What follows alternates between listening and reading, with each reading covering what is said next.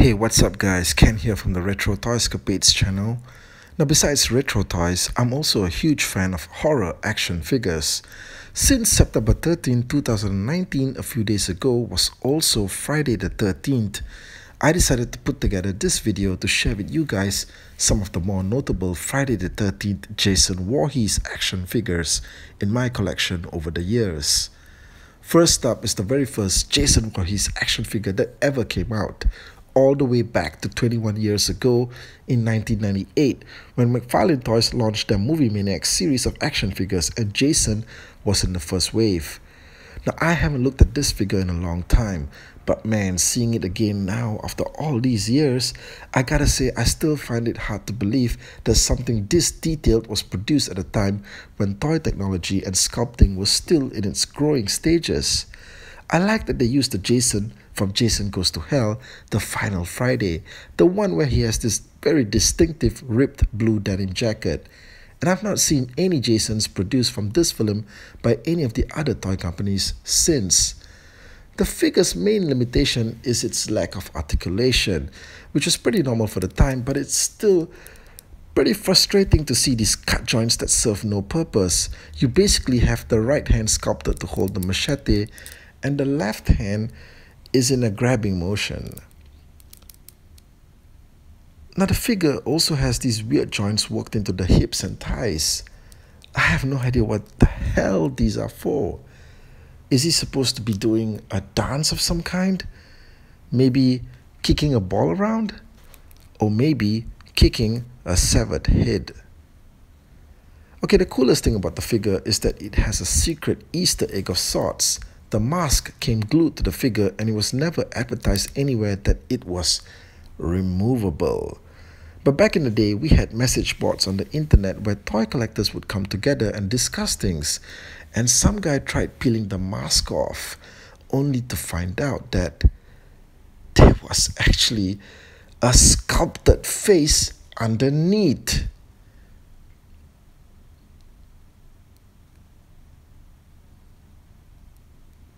And holy hell, does it look scary. So if you have this in your collection and had no idea the mask came off, well now you know. So go ahead and do it and then hide under the covers the whole night in terror.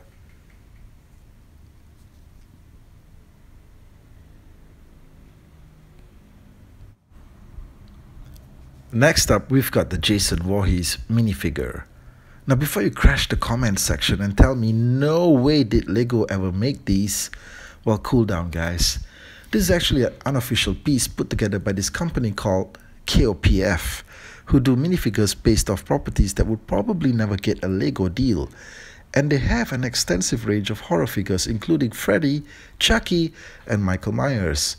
The Jason is a nice piece, but the main area where the company fails is when it comes to pairing their figures with appropriate looking accessories. Now Jason here comes with something that looks like a dagger, which he never even used in any of the movies. I guess they figured any cutting tool will do. Okay, so all the way back in 2003, Mezco released this 3-pack of cutesy styled killers, Jason, Freddy, and Leatherface. Now these days, hyper deformed, caricature-like representations of pop culture icons are the norm. In fact, it's become the expected standard. But back then, in 2003, hey, Mezco pretty much innovated the entire industry with their series, which was called Mess-Its.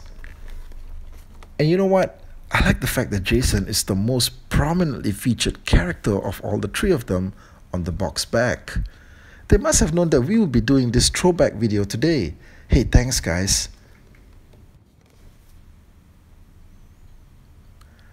Okay, out of the box, Jason has a pretty interesting look. Kind of like a Playmobil block figure and a vinyl toy. And he actually has a lot of really useful articulation. In fact, with all the ball jointed sections, this was probably the most articulated Jason figure we ever got up to that point.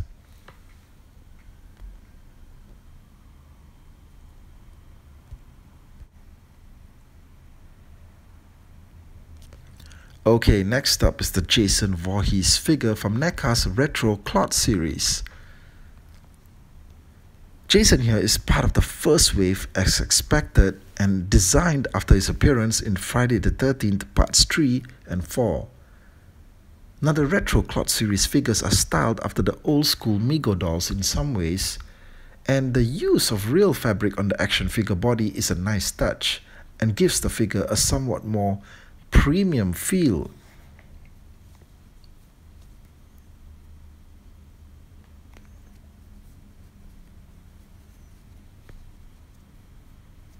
Now if you notice, this Jason also has his left hand in a grabbing motion.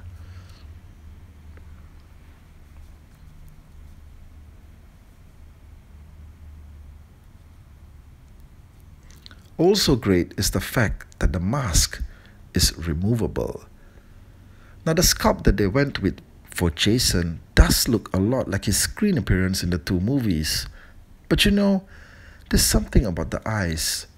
He has very kind looking eyes.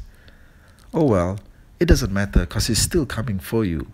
He's still coming to kill you. Okay, so now I have the Jason Voorhees figure from the Reaction series, which tried to emulate the look and feel of classic Kenner Star Wars toys from the 70s, all the way from the straight-bodied figures with 5 points of articulation to the use of movie photo stills on the cardboard packaging. Now this series is kind of hit or miss for me.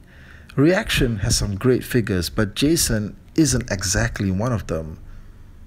The figure to me just looks too bland, but man, that packaging looks sick, so I just had to get it anyway.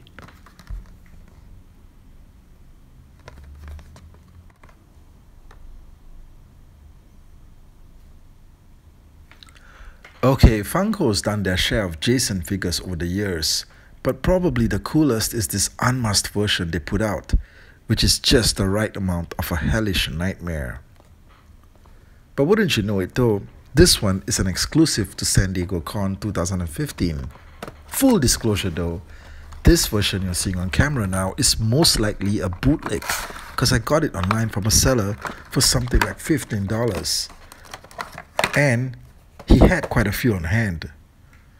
Now, if it is a bootleg though, I gotta say it's a damn fine one, because the execution here is impeccable. Anyway, from a design standpoint alone, the conversion of the unmasked Jason look to that of a Funko Pop figure is really well done.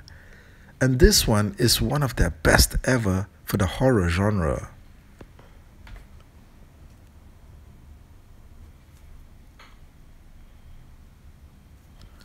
Okay, of all the brand of vinyl figures that are out there, I've become a huge fan of the Loyal Subjects.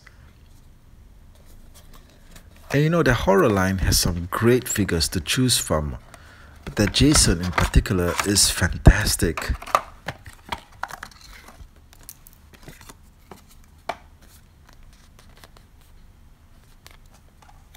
Now all of these figures have hyper deformed bodies for sure, but the head sculpts are semi-realistic. I guess that's what makes it work.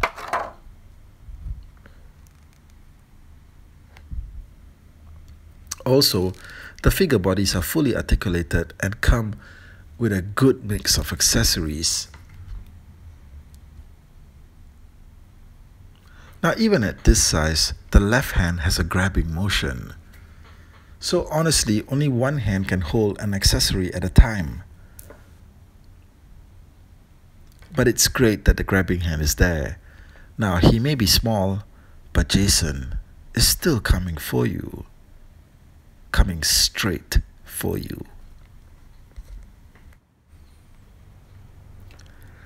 Okay, last of all, I'm pulling out the Jason Voorhees from Friday the 13th Part 7, The New Blood. Now this was Neca Toys' very first Jason figure all the way back in 2005. And honestly man, this thing is just stunning.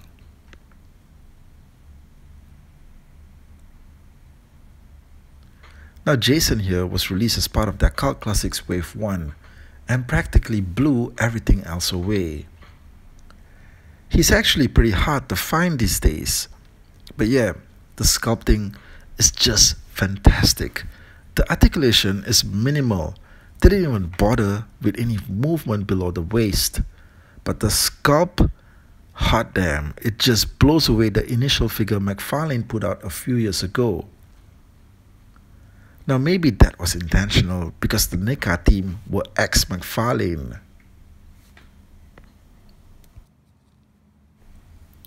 Now this thing also comes with a base to stand him up on, and you're gonna need it too because he's pretty much locked in that dynamic pose that you see him in, and he doesn't stand up too well. But yeah, this is one of my favorite Jasons ever. Also because of the correct scale that he's in for the size class that he belongs to. Now this thing is huge and scary, and yes, coming for you. So guys, I hope you enjoyed the video. Now let me know what your favorite Jason Voorhees figure is, or favorite horror figure, and hit me with a thumbs up if you like this. I'll catch you guys again real soon. Thank you.